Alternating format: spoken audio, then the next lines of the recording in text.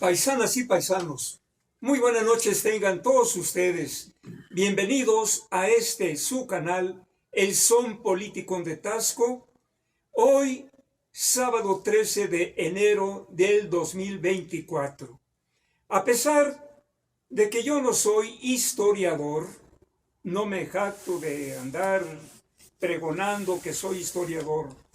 Yo solamente soy un modesto profesor de historia que impartí clases de historia los 2 últimos años antes de jubilarme y pensionarme, pero la historia me encanta, me gusta muchísimo y por eso hoy en día estoy tratando de no olvidarme de tantos hechos históricos y en este caso como es la historia de México a través de sus gobernantes, a través de sus presidentes de la República.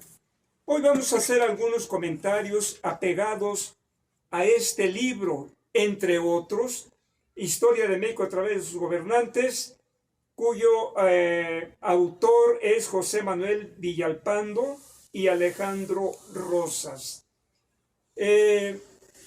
No me salgo del guión, aunque doy a veces algunos otros comentarios, pero me apego a lo que dice aquí los autores y hoy vamos a hablar de Venustiano Carranza, primer jefe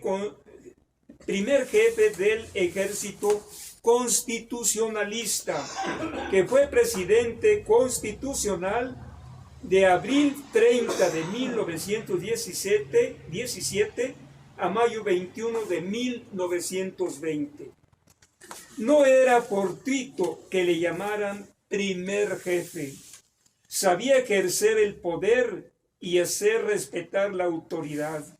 Conocía los hilos de la política, las pasiones que desataba. Sus mejores escuelas habían sido una diputación y una senaduría durante el Porfiriato y al triunfo de la Revolución Maderista, la gobernatura de Coahuila. Desde el sillón de gobernador en marzo de 1913, desconoció a Huerta y tomó las armas. Su intención era clara: restaurar el orden constitucional roto con el golpe de Estado y el asesinato de Madero, y de paso ocupar la presidencia de la República. Como primer jefe gobernó de facto, es decir, de hecho, los siguientes 4 años. Supo concretar las alianzas necesarias y conformar el ejército constitucionalista para derrocar a Huerta en 1914. Cuando la revolución se dividió, logró mantener a su lado al general Álvaro Obregón, quien en 1915 destrozó a Villa y su división del norte en los campos del Bajío. Mientras su ejército limpiaba el camino hacia el poder, don Venustiano demostraba cualidades de estadista. En julio de 1914 ordenó la rendición incondicional del huertismo y la disolución del ejército federal. En noviembre negoció con los estadounidenses la retirada de Veracruz, ciudad, entre paréntesis, ciudad que ocupaban desde abril. A principios de 1915 arrebató a los zapatistas su consigna de tierra y libertad. Al expedir una importante ley agraria en 1916, sorteó con acierto el conflicto convocado por la invasión de Villa a Columbus, y aunque tropas estadounidenses ingresaron a territorio mexicano en busca del centauro, las consecuencias fueron mínimas. Pero el momento de su gran reforma llegó a finales de 1916, con el dominio casi total del país. Lanzó la convocatoria para reunir en Querétaro un congreso que otorgara a la nación mexicana una nueva constitución. El 5 de febrero de 1917 llevó a feliz término su proyecto. En la nueva Carta Magna convergieron todas las demandas sociales, políticas y económicas que habían sido sustento ideológico a la lucha armada. Innegablemente, los artículos sobre la educación, artículo 3, el derecho de la tierra y la reivindicación del subsuelo del suelo y del subsuelo como propiedad originaria de la nación, que contempla el artículo 27. La cuestión obrera, el artículo 123, y la relación Iglesia-Estado, contemplado en el artículo constitucional 130. Mostraba una legislación nacionalista, moderna y vanguardista en la cuestión social. Los mexicanos atestiguaban el nacimiento del Estado revolucionario, pero el nuevo pacto social surgió de la Constitución, pero el nuevo pacto surgido de la Constitución estaba apuntado únicamente con la percepción de los vencidos, quiere decir, con los vencedores, no contemplaron a los vencidos. Ninguno de los derrotados, entre los que había gente brillante, participó en la redacción de la nueva ley.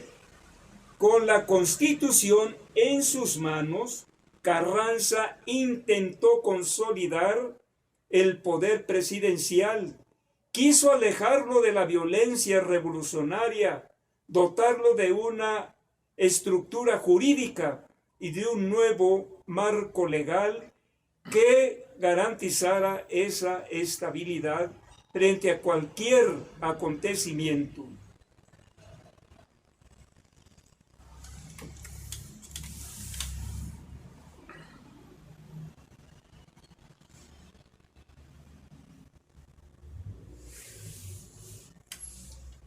Ejerció el poder sin cortapisas. Con sus enemigos fue inconmovible. Avaló el asesinato de Zapata, el fusilamiento del general Felipe Ángeles y sentó las bases para la reconstrucción del país en la siguiente década. Pero al acercarse la sucesión presidencial en 1920, el visionario no tuvo una adecuada lectura de los tiempos políticos y trató de imponer por todos los medios a un candidato civil, cuando el país llamaba a gobernar al carismático e invicto general Álvaro Obregón. Su atrevimiento le costó la vida. ¿Quién era ese personaje? Pásame el botón. ¿Quién era ese personaje que trató de imponer don Venustiano Carranza? Es raro, ¿no?, que hubiera hecho a un lado al general Obregón, que derrotó a Villa y fue en el campo de batalla invicto, ni más ni menos que a Ignacio Bonilla Fraijó. Y bueno, después vamos a ver el gobierno de Lázaro Cárdenas, cómo, de Obregón, de cómo pues llevó a cabo su venganza, le costó la vida al constitucionalista Venustiano Carranza. Bueno, se trata de que en este caso estamos viendo que todo, hasta Carranza y después vamos con Obregón, todos los cambios que se venían dando en México de estos años eran acontecimientos violentos donde seguían decidiéndose la toma del poder en los campos de batalla con las armas y con las balas. Sin embargo, en la actualidad, el presidente López Obrador ha recalcado muchas veces, y yo también lo he dicho, que hoy en día se está llevando un cambio cualitativo, pero ya no con las armas y las balas, sino con las armas ideológicas, con un cambio de conciencia, un cambio en la vida espiritual, porque se están haciendo muchas obras de infraestructura, pero también debe de haber cambio en la superestructura donde se encuentran las instituciones, sobre todo de educación educativa, que es donde el hombre debe de cambiar su mentalidad, su conciencia debe de ser cambiada. Y para esto quiero también referirme a la doctora Claudia Sheinbaum, que va a ser la continuidad de la revolución de las conciencias y de la dirección al establecimiento y consolidación del humanismo mexicano. La doctora Claudia Sheinbaum nos garantiza honestidad, conocimiento, preparación, capacidad, responsabilidad, trabajo. Y miren, por el otro lado, señora Xóchitl, yo no estoy en contra de su persona, ni siquiera de su candidatura, pero ¿sabe qué?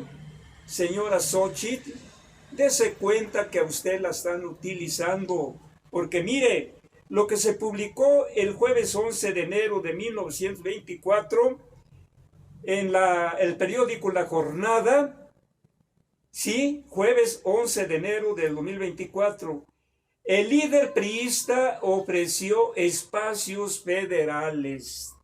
No solamente se disputaban las candidaturas, que a lo mejor en eso, como lo han dicho, en el mundo entero se lleva a cabo eso, está bien, pero ya romper alianza PAN y PRI en Coahuila tras ventilar pacto para repartirse las instituciones, pues eso sí que ya no es algo legal, como ha dicho en 2 ocasiones Marco Cortés, que él quiere ser transparente. Transparencia debe de haber en el manejo de los recursos económicos, pero no en el reparto del botín, porque esto suena mafioso.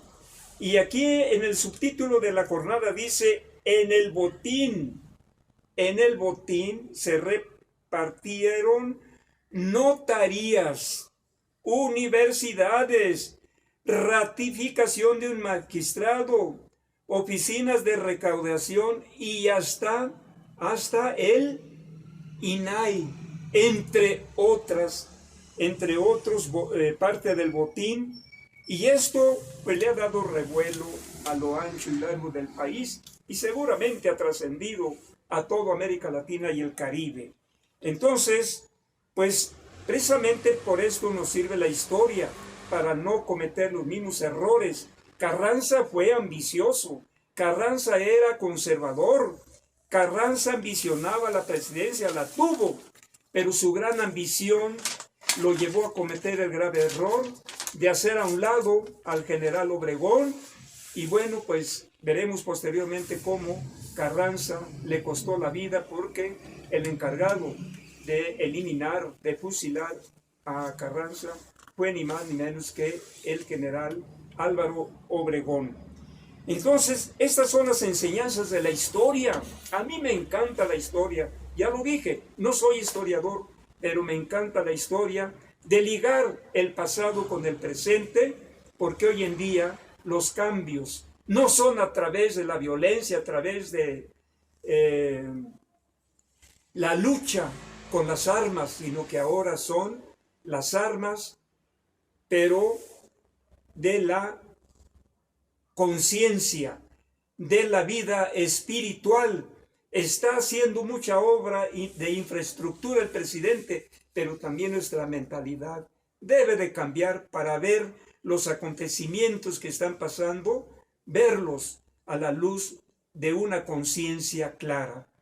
La señora Xóchitl, sin duda, a pesar de tantos errores que ha cometido, también está escribiendo la historia, pero también la doctora Claudia Sheinbaum. Voy a dar estos datos ya nada más para terminar. Miren, las diferentes encuestadoras de las eras le dan a Claudia Sheinbaum el 66%, mientras que a Xóchitl Gálvez el 14%, Mitoski 57.5%, Xóchitl 31.1%, Arias 54%, Xóchitl 27%, Botia 59%, Xóchitl 26%,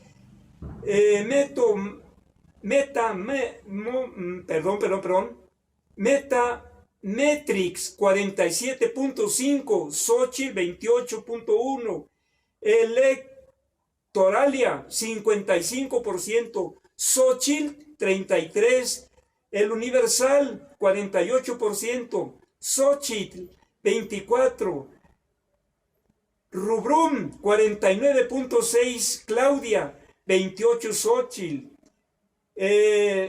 Adobe Noticias 55.8, Xóchitl 20.5. El Heraldo 57%, Xóchitl 13%. Y perdón, aquí hay un error, es Reuters